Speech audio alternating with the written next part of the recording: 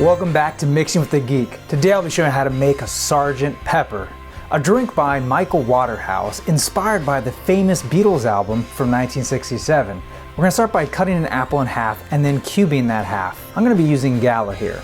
You can see mine is already chopped up. In we go. And now we're going to take our muddler and really dig in here. We really want to pulverize the apple. It helps as you press down, you give it a little twist. Okay, it's starting to look like applesauce. Once you're all done with that, then you're gonna add 8 black peppercorns, 1 lime wedge, and about 12 blueberries. Now the original recipe specified for blackcurrants, but I live in California and those are kind of hard to come by. And we're gonna muddle again.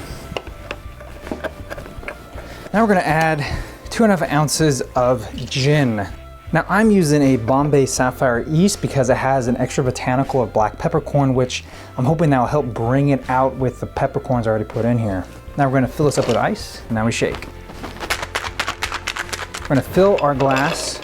We're gonna wanna double strain this because there's a lot of fruit pulp in there. It's pretty thick, so it may take a couple times, and what I like to do is grab my bar spoon and just sort of help that liquid get in there. Now, drink's almost ready. I'm gonna take slice of apple and garnish it just like that. And there you have a Sgt. Pepper. Pretty nice. Now let's see how it tastes.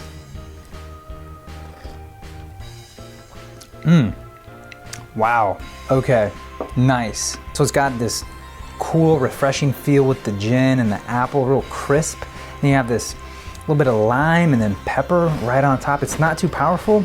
Really a nice combo. Well, that is a Sgt. Pepper. Thank you guys so much for watching. Check out our episode on Sgt. Peppers if you haven't already, and be sure to enjoy responsibly. I'm your Vinyl Geek, and I'll catch you on the flip side.